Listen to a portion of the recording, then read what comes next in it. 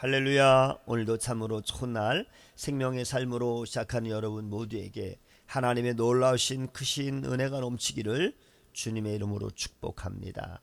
저는 오늘 요한복음 10장 22절에서 30절 말씀을 본문으로 양과 목자의 관계라고 하는 말씀을 전하기를 원합니다.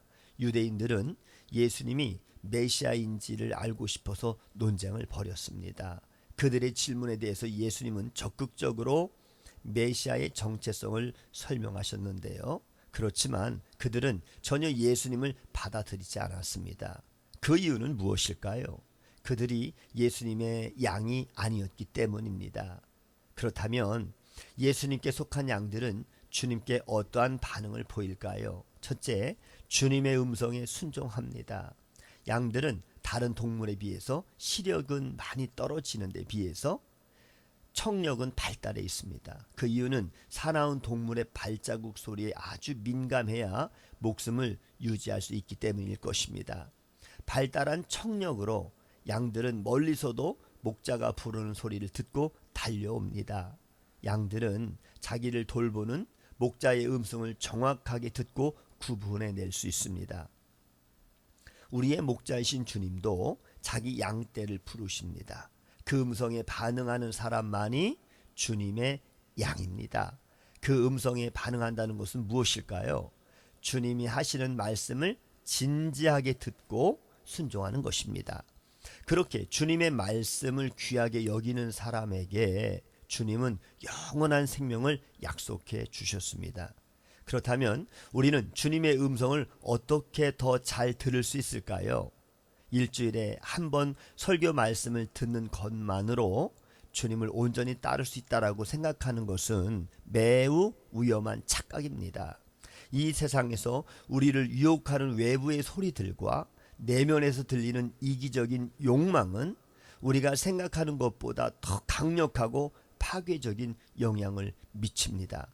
따라서 우리의 안팎의 이 유혹에서 영혼을 온전히 지켜내기 위해서 우리는 매일매일 일정한 시간을 정해서 주님의 말씀을 가까이 하고 큐티하는 것이죠. 기도로 하나님과 교제를 해야 합니다. 그렇게 하나님의 말씀을 사모하여 성경 말씀을 섭취하고 말씀의 교훈을 따라 기도함으로 주님과 교제하는 자들을 주님이 반드시 거룩한 하나님의 뜻 안에서 이끌어 주실 것입니다. 두 번째는 주님의 보호 안에 거합니다. 목자를 따르는 양들은 목자가 지켜줄 것을 알고 있습니다. 언제나 목자가 지팡이와 막대기로 사나운 짐승으로부터 양들을 보호합니다. 마찬가지로 목자이신 주님이 언제나 우리를 지켜주시고 보호해 주십니다. 주님의 양들은 주님이 보호해 주실 것을 알고 기뻐하기에 다른 곳에서 자신의 안전을 전혀 구하지 않습니다. 인생의 고난과 어려움 앞에서 사람을 의지하거나 세상의 방식으로 문제를 해결하지 않습니다. 만유보다 크신 하나님으로부터 우리가 얻을 수 있는 도움과 정말 비교할 수 있는 것은 이 세상에 아무것도 없습니다. 오직 하나님이 강한 팔로 우리를 붙드시고 온전히 보호해 주시기 때문에 우리는 어떠한 어려움 속에서도 하나님만을 바라보는 것이 마땅한 것입니다. 주님의 양들은 역경을 마주하면서 믿음을 가지고 먼저 기도의 무릎을 꿇습니다. 하지만 성도들 중에도 문제 앞에서 세상의 방법을 우선 찾고 그래도 일이 해결되지 않을 때 비로소 기도의 자리에 나오는 경우가 있습니다. 다윗은 수많은 전쟁을 경험한 사람이었습니다. 특히 그를 죽이려는 사울의 칼날이 항상 그를 위협하는 상황에서 살았습니다. 그러나 그 모든 공격과 위험에서 하나님은 그를 지켜주시고 보호해 주셨습니다. 그 결과 그는 죽음의 골짜기로 다닐지라도 주께서 함께 계시고 주의 지팡이와 막대기로 위로해 주셔서 나는 두렵지 않다라고 그렇게 다윗은 고백할 수 있었습니다.